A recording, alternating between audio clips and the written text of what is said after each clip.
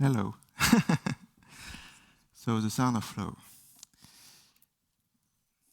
Let's start with Away. Away is the first film from Gints Zilbalodis. I saw Away when it was released in Paris, and I was thrilled. And I had never seen something like that before, and there was some great sound design ideas too. So I waited for the credits to know who the sound designer was. And the only credit was a film by Gints Zilbalodis. I was really annoyed when I saw this because I thought, what kind of director is this who doesn't even thank his team? Then later, of course, I heard that he had done everything by himself, including the sound design. When I told him the story, he really laughed a lot. So, Flow and Away have at least one thing in common: there is no dialogue. What does this mean for a sound designer? In cinema, dialogue is the backbone of a film soundtrack. As a sound designer, I'm used to working around dialogues, creating ambiances that don't interfere with the understanding of the text. I weave them out between the words, placing sound effects between the sentences in the silence. You have to be able to hear the dialogue at all times in the film, and sound design mustn't get in the way of understanding the dialogue. But in Flow, there is no dialogue. So, if there is no dialogue, does that mean that as a sound designer, I will have to work differently? Does this necessarily imply a different way of editing sound?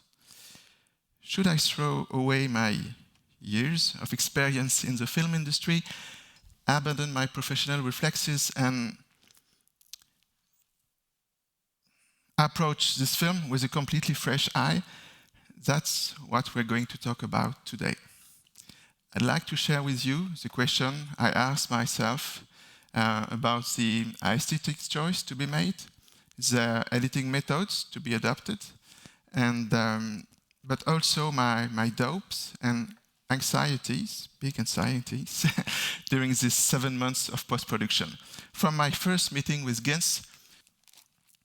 So, Flow is a small film with a small budget, so I worked alone without the without the help of an assistant or co-editor. A Foley artist helped me for the sound of the footsteps of the animals. Here is the team. On the left is Philippe Charbonnel. He's our recording mixer. At the center, it's Gints Zilbalodis, our director, but also the composer of the music. And then we have the loop with a musician and help Gints with the music. And then you know the sound designer now. My first contact with the film was not through the screenplay. It was through the animatic. Because the screenplay for Gints is more like an administrative document for fundraising. His working reference is the screenplay, is the animatic, sorry. His working reference is the animatic. And on the animatic, there was no sound at all. Just music, and not all the time. Long moments of silence, no sound at all, no animal voices, no ambiances, nothing. It was quite surprising because Gints had the skill to do a first draft on sound design since he made the first movie alone. Why didn't he do it? Because he didn't want it to influence me.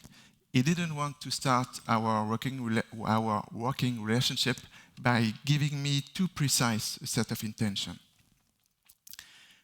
What struck me at first sight when I watched the animatic was, of course, that there was no dialogue. Why did Gints make this choice? Here's an extract from an interview.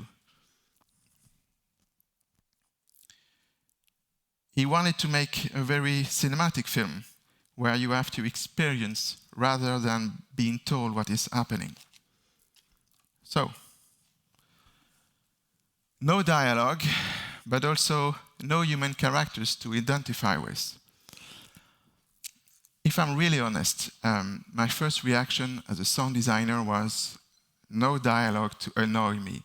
The whole soundtrack is mine, at least when there is no music. But then came the first questions. The human voice is a great conveyor of emotion. Does this mean that my work has to compensate for the lack of emotion due to the absence of dialogue?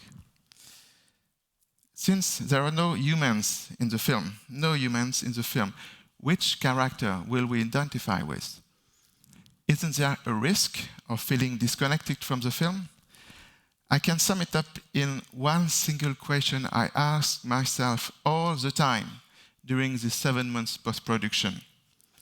How do you get the viewer emotionally involved in the film? Gints does it with a camera. Can I do it with sound design?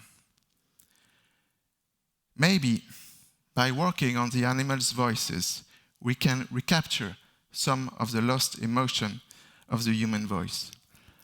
If we manage to convey clear intention and emotion in their voices, maybe the viewer will identify with the animals. This is the first avenue, working on the animals' voices to emotionally connect the audience with the film. This is the first and most obvious way of doing it, and I will explain how we went about it. But flow sound design is not limited to the animal. Flow sound design, yes, is not limited to the animals' voices in the film. What about the other element of the soundtrack? Can't we use them to create this connection too? That's what we'll talk about next. So, here are the animals in the film. For each of them, the approach was different. Today, I will concentrate on 3 of them and explain how I went about it. Using a human voice to create a monster, a magical character, or an animal is something sound designers often do. For example, in WALL-E, the voice of WALL-E is the voice of the sound designer, Ben Burt. And that's exactly what I didn't do for Flow.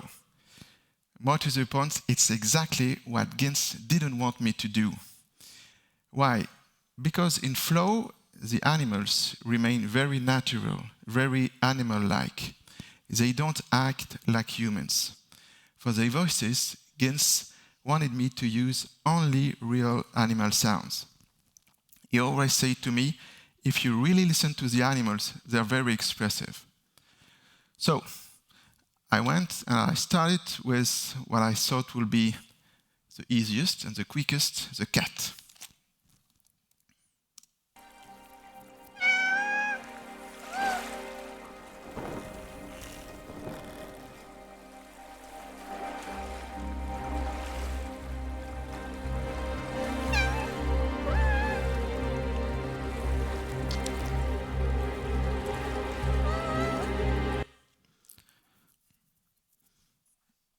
Why did I think it was going to be easy?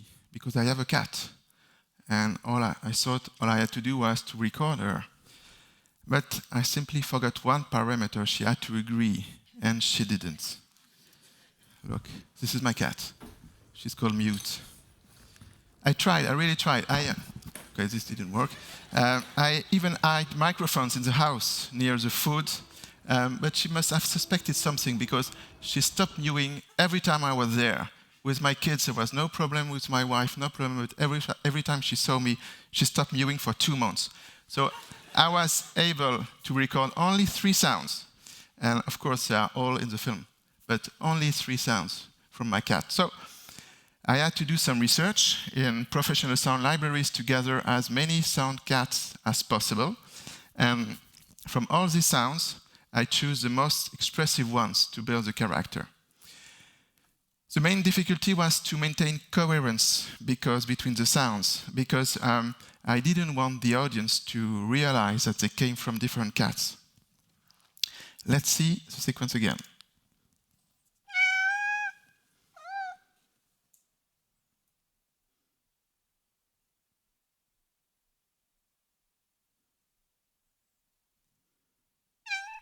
This is my cat. The setup is quite simple.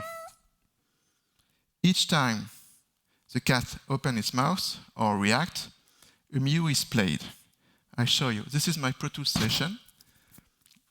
And each clip represents a meow.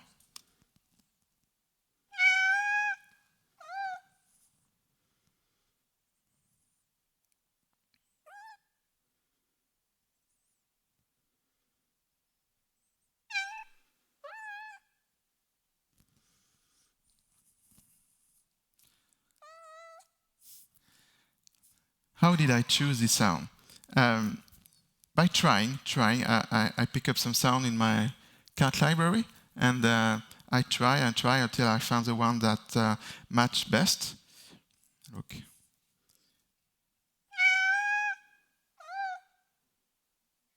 We can try another one.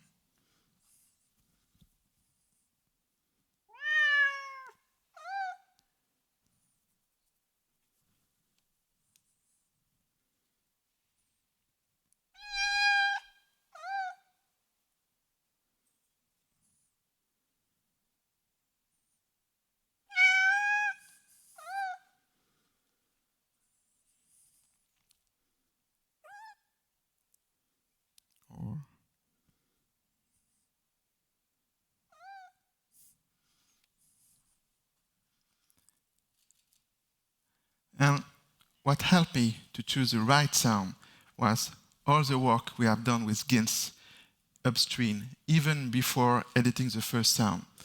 We watched the film together, sequence by sequence, and it talked to me about the characters, their personalities, their evolution throughout the film.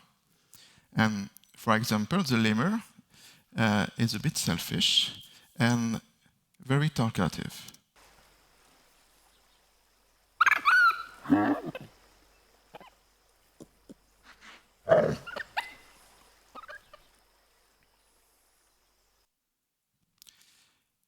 So, I went to a zoo that had a large lemur colony. It was very funny. And I was luckier than with my cat. I spent the day with them and was able to record all their expressions. I can play some of them for you. This is what I recorded on that day.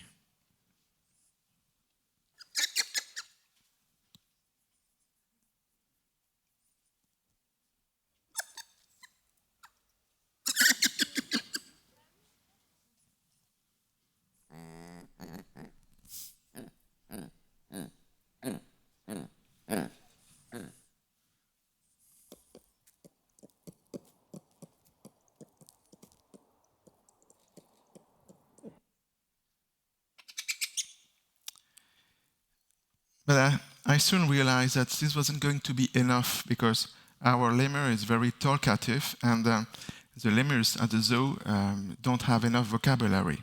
So I had to supplement it with monkey sounds. I choose a capuchin and a macaque. Even so, they are absolutely not from the same species. It's the same difference between a cow and a horse, for example, you see. So it's not absolutely of the same species, but it worked. And I didn't go back to the zoo, but I think if the zookeepers had seen the film, they would have probably wanted to kill me. But here are the voices of the monkeys. This is a capuchin.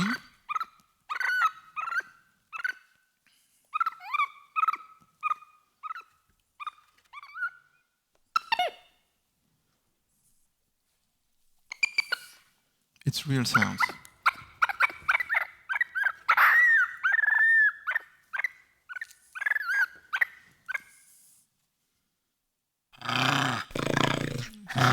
This is a macaque.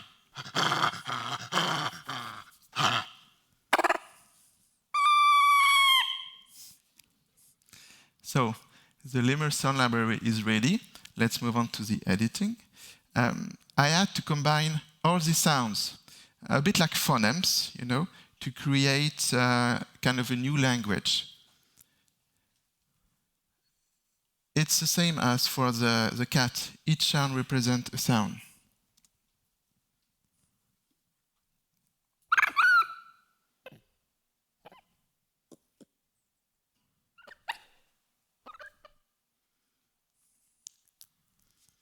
But unlike the cat, sometimes you have to combine several clips, several sounds to find the right expression. 4 sounds, 3 sounds.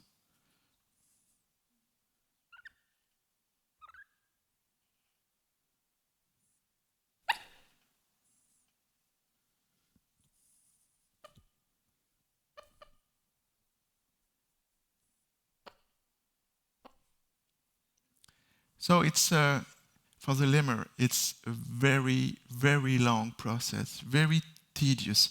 It took me a total of 9 weeks to create and edit the animal voices in the film. And one animal I didn't record was the Secretarybird.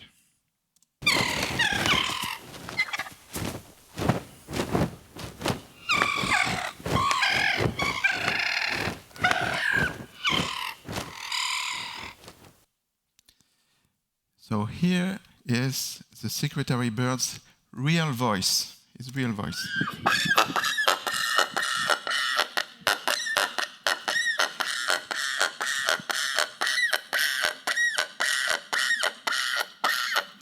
Very nice, no?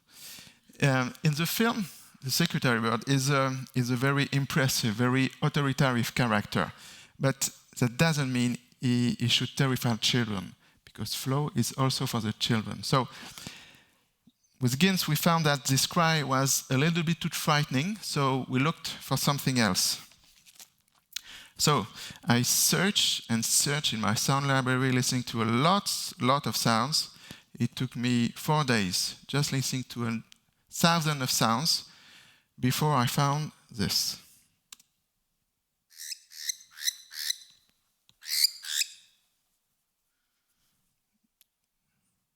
Do you think it would work? But if you pitch down the sound, then you reverse it,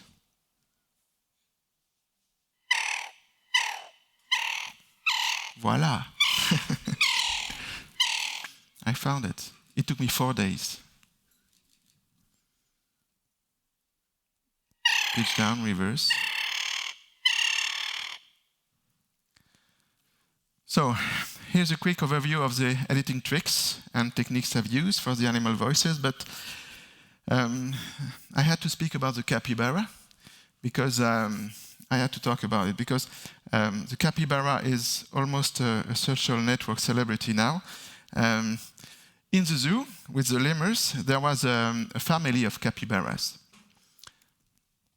And the zookeeper told me about a young male, here it is, who was very expressive, but you have to tickle him to get him to scream. And I don't have a video, but trust me, for like 2 or 3 minutes, you know, and I was waited with a boom, you know, to record him. And when he starts screaming, the sound was so ridiculous and didn't match with his physique at all. We had to find for another sound. And Gints and I, we found the sound of a baby camel, and it is a sound in the movie, the sound of the baby camel. So here's the sound you've heard in Flow, the sound of the baby camel.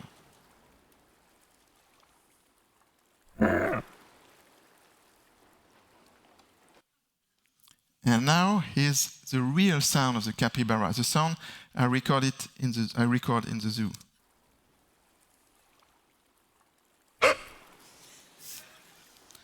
Now you understand why we've changed the sound? And Gints released these 2 videos during the Oscar campaign, and there were a lot of reaction, and it even went a bit too far. And there was really the capybara cut. And so it didn't get too bad, so I had to go back to the editing room to re-edit the capybara anyway, but there was a lot of message about that. And also I'd like to share with you a tweet from Mark Smith. Mark Smith is a sound supervisor at Skywalker Sound, and I think it sums up really well our approach to the film. He says, sometimes the real authentic sound for an animal or an object isn't right for the story. As sound designers, we strive to find sounds that are emotionally compelling. That's what we did. So, animal voices are therefore an incredible tool for creating this emotional connection with the audience. There's another element of the soundtrack we can use to create these connections.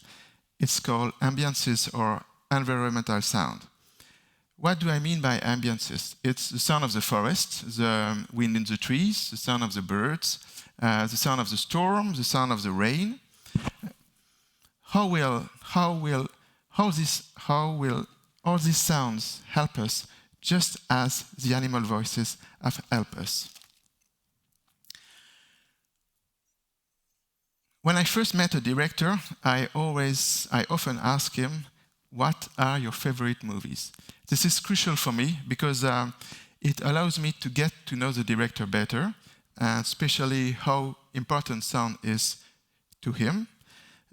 Here is an excerpt from Gints' reply.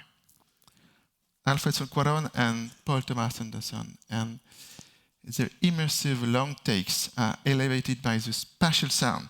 So this gave me my first line of work, spatialization, connecting the viewer to the film by immersing him in the film's sound universe. In a cinema, there are speakers all around you, all around the room. So let's use all these speakers to the full to surround the viewer with sound and immerse him in the film. In Flow, we use these speakers, these real speakers, much more than in the other films. And but unfortunately, there are no multi-channel here, so you will have to trust me, or you have to go back to the theater to see the film again. And when I start editing, one of my first fears was that the viewers will get bored because there was no dialogue. So I said to myself that I absolutely had to offer a very surprising soundtrack. I had to tickle the viewers here all the time. So in Flow, we worked a lot on what we call film's dynamic. It's the difference between very soft sound and very louder sound. It's so we alternated a very quiet sequence with much more louder one, like here, for example.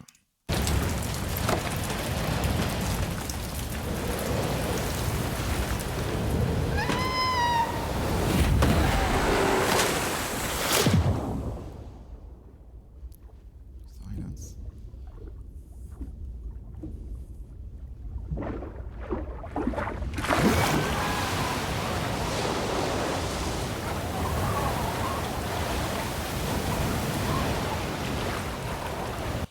See? And when I was looking for the sound of the ambiences for the film, I always came across recordings from Southeast Asian forest. These were very beautiful ambiences and very well suited from some of the settings of the film. But I soon realized that when I found the sequence really became a little monotonous with this ambience. It's because this is due to the fact that in this forest there are continuous insect sounds, and this quickly becomes rather boring to the ear. So I decided to set up the ambiences differently.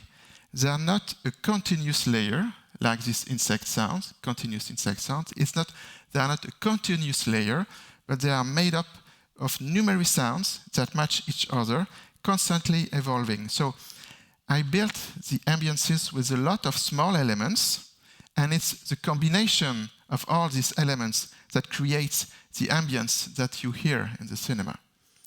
Once again, all these sounds tickle the viewer here and capture his attention. I'll show you an extract from one of the first sequences of the film. Okay, it's just part of the tracks here. I can't show you the whole session. So mainly it's insects and bird sounds. So you see, it's not one continuous sound. It's made of a lot of small sounds, a lot of small insect sounds, a lot of bird sounds. Watch.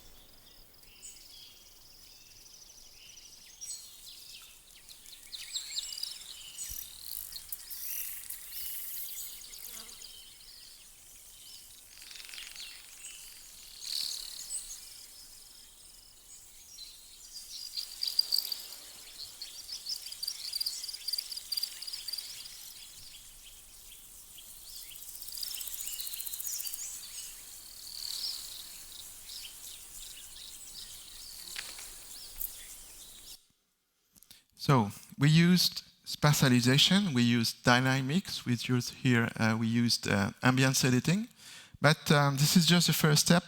With Gints, we really wanted to go further. In a film, the ambiences you hear, they illustrate the setting on the screen. A bird symphony in a forest, in a sunny forest, a bird symphony in a sunny forest, for example. And these ambiences can change over the course of the film. You know, the birds can fall silent if a monster arrives in the forest, for example.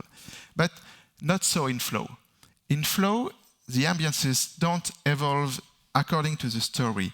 In Flow, the ambiences evolve according to the cat's emotion. All the ambiences in the film reflect the cat's emotion. Why is this? Because we wanted to share the cat's feeling with the viewer. The cat is worried. So the forest is unusually quiet. We just hear two single aggressive, slightly aggressive birds. This setting will lend itself to a spring bird concert. It will work. But that will not reflect the cat's emotion at that moment. So the forest is quiet. Another example, the statue.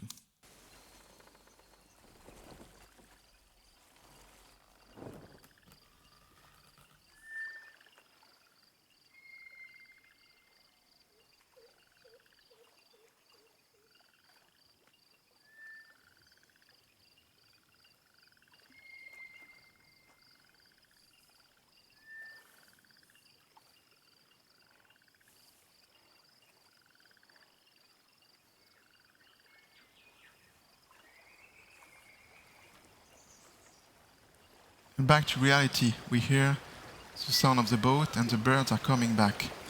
Because the cat is captivated by the statue. So in this sequence, we use sound that reflects the state of fascination, the sound of strange birds and frogs.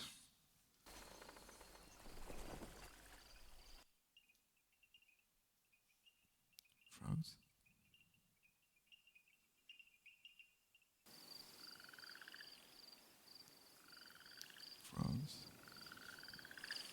And these atmospheres don't appear at any other point in the film.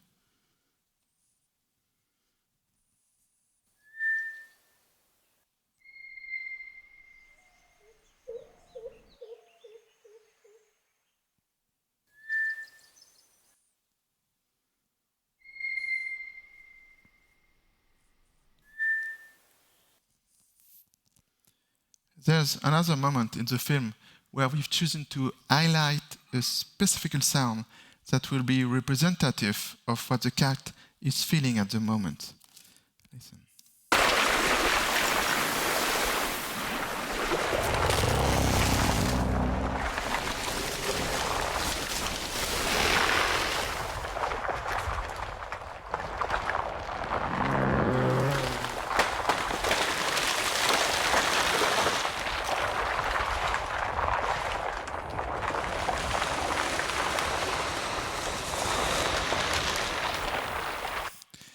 decided to keep only the sound of trees cracking.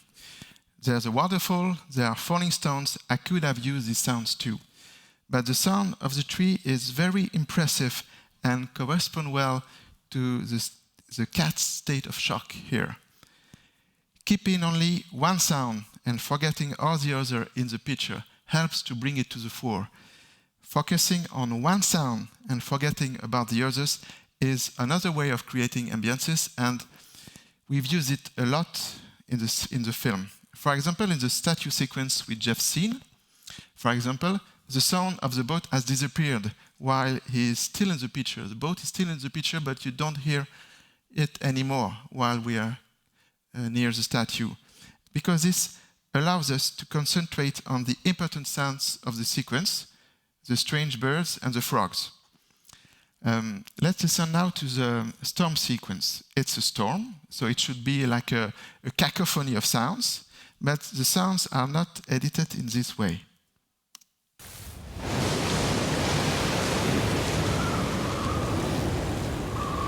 Waves, the wind,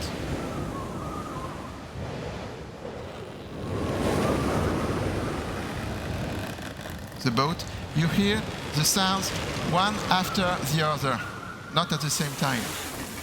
Just the boat, because we're on the boat.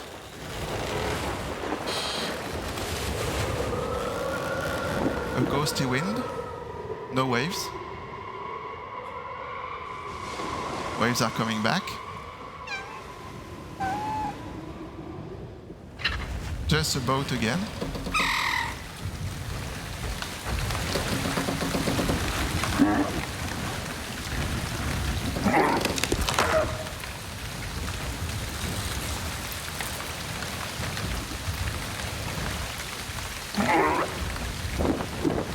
Just the same.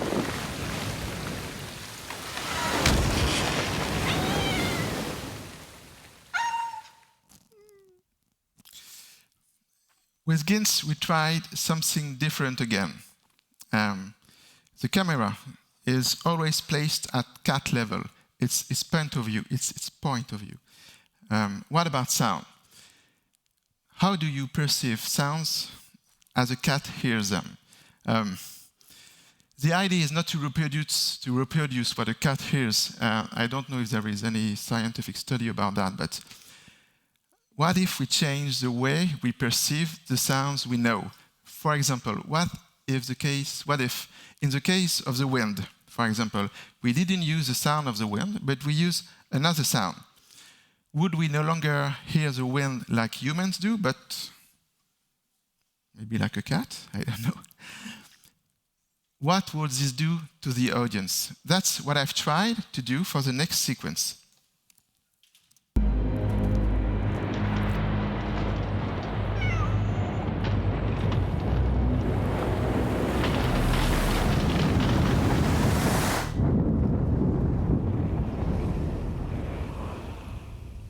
Dynamic once again.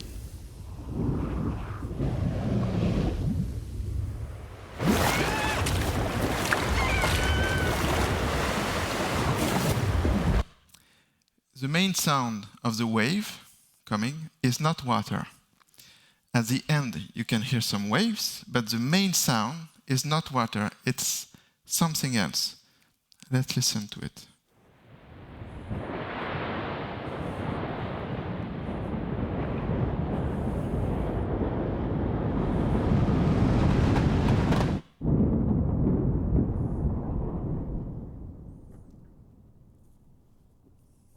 Do you know what it is? No? I can give you a clue if you want.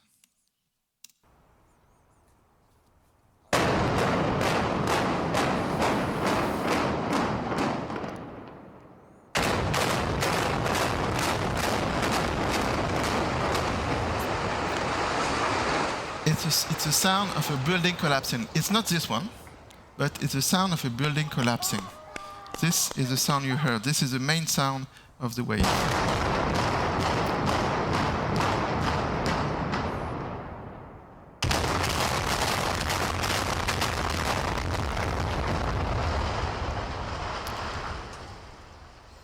using a sound other than water will create a feeling of something different in the viewer. It's not the sound the viewer expects or is used to. It's a disconnecting, unexpected sound. The spectator is unsettled. Has lost as a cat who sees the waves. Why did I especially choose this sound? Why did I choose the sound of the building collapsing? How do I choose sound? We choose sound for what it evokes for us, for the sensation and emotion it creates in us. It's absolutely subjective, of course, but we hope to share it with the audience, and our first viewer is the director. So, the role of sound in cinema is, above all, to bring realism to the picture. You see a forest, you hear a forest. The set must be believable and sound real. But Flow is a very spatial film, and in Flow, thanks to Gints, I was able to escape from the constraints of realism and use sound design in one of its aspects that I found the most fascinating, but the most difficult also, its sensory aspect. How sound can induce a sensation, a feeling, an emotion in the viewer. Because sound has a magical quality. We don't notice it, we don't analyze it, but we always feel it. And the sensation aspect has always been underestimated, and I hope that Flow will maybe inspire directors or screenwriters or producers, I don't know, to use sound in this way. Thank you so much.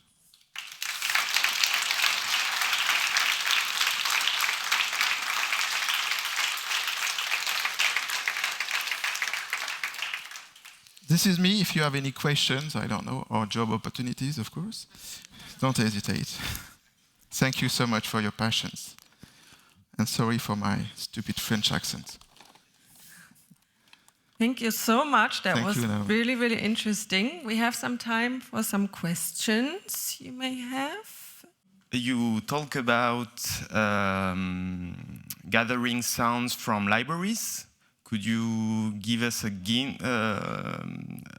tip on which library you were using, which website or? And there's I don't know if I can do some advertising here, but there's a great website. It's called soundeffect.com, who gathers all sound libraries from around the world. And what have changed in the last 10 years or 20 years? 20 years ago, for example, there was only big sound libraries from like Hollywood and Sound IDs, very specific libraries, and they were not very useful for us, for sound designers, for movies. They was useful for small TV shows, for example, but they were not very useful. But what changed with the internet is that people like me, sound designers who record sounds, can sell their sounds online. So I bought 2 sound libraries on soundeffect.com. One is from Poland. It's just a sound designer just asked me, who was luckier than me, so he recorded his cat for like 2 months, and then he saw the sound library. And so I used this one, and I also used another sound library from another sound designer. So this changed a lot for us, for the way we work, because now we have access to great sounds, recorded as if we recorded them. You see? Sometimes it feels like you're entering a project too late. Sometimes sound is sort of postponed. Wondering if you could talk a little bit about those first moments of getting in, if it ever felt like sometimes it could also feel too early, like you don't really know what something's going to look like. The other is how you incorporate spatial ideas in the design process, because they have to carry over into the mixing process, and if you can talk about that a little bit. I can answer both questions if you want. The first question is how I was involved in the film. I was very lucky. I was working on another animation movie called Sirocco. You should really watch this one. And it's the same production as Flow. And during a party, during the holiday party, when I was working on Sirocco, I heard that they were producing a Gints movie. And so I saw Away, as you know, and so I really begged them to work on the film. I was able to get in touch with Gints. I sent him some extracts of films I've made, and we talked, and so I was involved in the film. So I was I was early, before the animation begins, and like 6 months before I began. So I had time to talk a lot with Gints before. The first part was to know each other. It was very important for me. And so we spent a lot of time together talking about movies, talking about a lot of stuff, and talking about the film and what he wanted for the film. So I was able to organize myself and preparing everything before starting. It was not a last call, which I'm used to do, maybe almost all the time, but I had some time to prepare, so I had some time to talk with animators, the head of the animators, Thibaut, who is here today.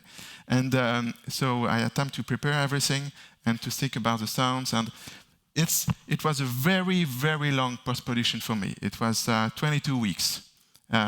On a regular film, basic film, it's between 8 and 12 weeks, for example. But I had 22 weeks, and I used really all these 20 weeks, all these 22 weeks.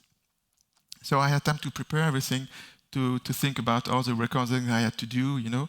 And so it was very, I could start very early, and I make some pauses during the post-production. And your second question was about the spatial sounds. In France, we don't work as in the US or as in England.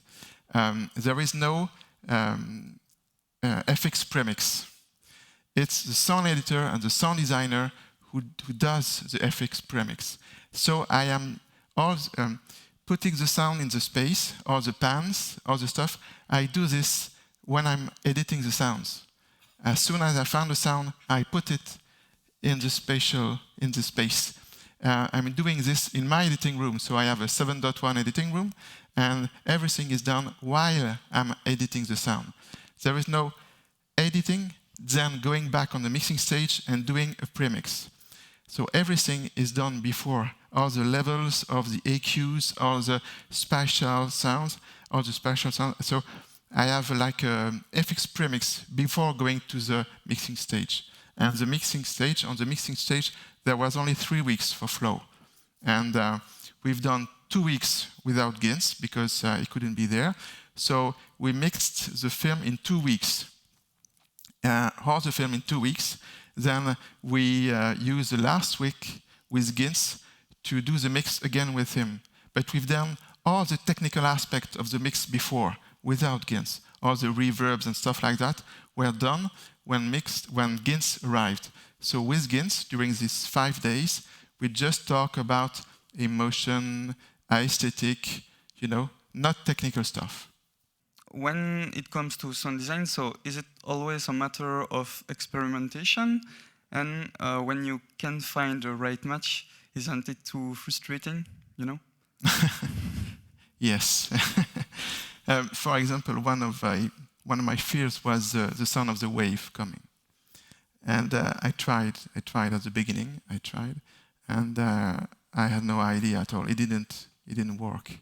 I tried with water sounds, you know, it didn't work. And so I waited, and lucky for me, they were very late on the water designs. So the water design was supposed to be in January, then February, then March, so I had a lot of time to think about and to look for sounds. Sometimes you find a sound in 2 minutes. Sometimes it took 1 week. It really depends. You don't know what you're going to find. So sometimes it's a bit frustrating, but when you found the sound, it's almost orgasmic, of course. Thank you. I have a curiosity about the process of creation. So I think there's imaginative if you have a animatic, then you have the voice, specific for the voice. When you have some sounds that really contribute for the storytelling, then you propose this sound, then you can return to the animators to refine this, how this is processed.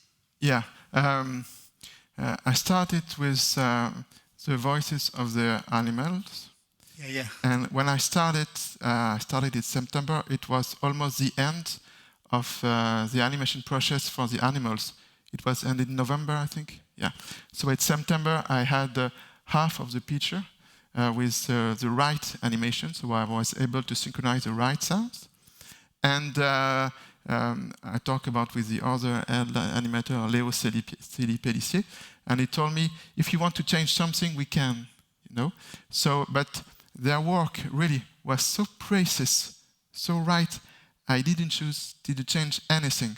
Just one sequence when the dogs are all together, they were barking in the same time. So in sound, it was not really great to hear them barking at the same time. So I asked them to bark in different times, so it was better. But that's all. All the animation was so right, so precise that I didn't ask for change. But I could have asked for change, but I didn't. And I start for the animal voices. I start on the animation, and so I start with the animal voices. I've done, I think, 1 or 2 sequences, just for Gints to hear. And then I work on the ambiences, and I use the animatic for the ambiences. And so I spent like 2 or 3 weeks on the animal voices. Then Gints came, listened, and I spent 2 or 3 weeks on the ambiences. So after 3 weeks, Gints knew what was going to be the animals and knew what was going to be the ambiences. And then I worked on, I think, Thibaut, the animation was in the animatic, or? The animatic was very precise when we start the animation. You have all the cameras, the rendering aspect is almost finished, and we just add the animation. So with the animatic, you have we had a real movie at this time. So it was really easy to work with the animatic, you know, really easy to work with the animatic. And for the animal voices, I came back to the animation process. So my question is, did you ever consider using 5.1 sounds from the libraries or the right specialization, then put in the different stingers and elements? To be honest, I don't care about the technical aspect of the sound.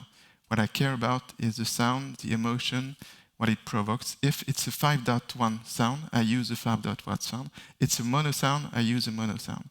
But I built, it was a 7.1, I built the 7.1 with stereo sounds, with 4 channel sounds, for double MS, for a lot of variety of sounds. So you can build a 7.1 with just stereo, for example, you know.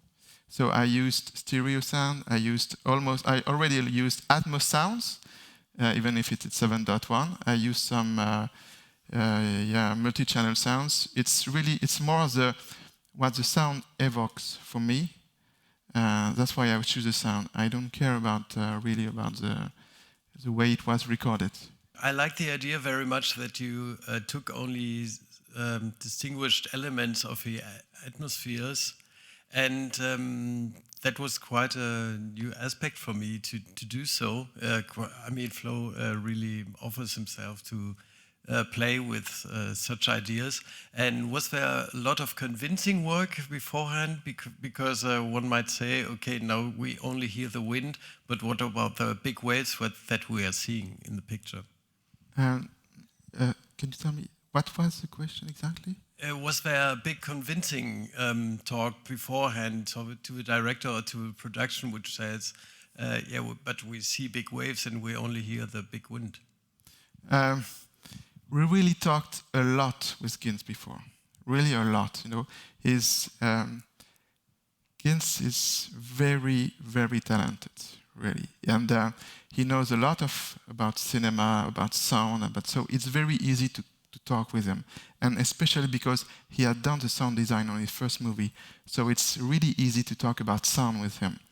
So it's during this talk that we decided to find solution for the ambiences, and But Gints gave me like a frame, you know, precise frame, and in this frame I had total freedom.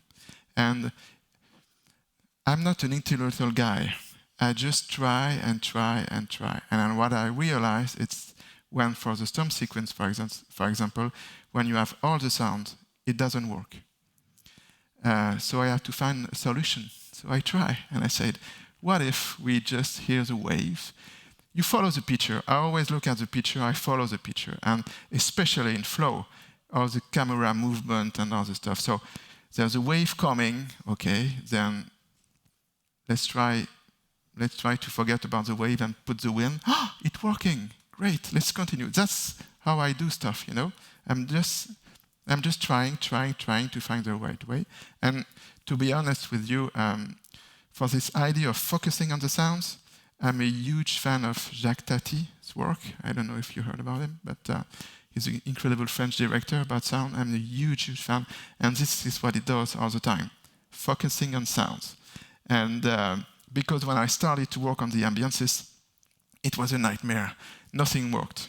Really nothing worked. And when I realized, because it's only the second animation movie that I have done, I always work on live movie. And what I realized is when you're working on a live movie, the reality of the picture help you so much for the sound. For a forest, for example, you can put a sound of a forest which is not exactly the right sound. But because the picture is so real, it's a real picture, it gives this reality to the sound. But in animation, not at all. So when I started to work on the forest, for example, when the cat goes out of the water and walking in the forest and the dog is following him, and then he meets with the bird, it took me 1 week just to the ambiences of the forest. Nothing worked. Because you have to find a different way to edit sounds in animation. If you put the sound of a forest, just the sound of a forest, it doesn't work. You have to edit in a different way, you have to find solutions. It's much more difficult than in live movies, but on the other hand, you have much more freedom. You know, you don't have to do all the sounds on the picture. You don't care. You know, in live movies, you have to do all the sounds. If the car is passing, you have to do the sound of the car passing. In animation, if you don't want to do the sound, it's not a problem. It works without the sound. You're welcome. Oh, thank you so much. Please give it up. I am like the Lemur, I'm too talkative. Yeah. No, it's perfect. Perfect ending. Thank you.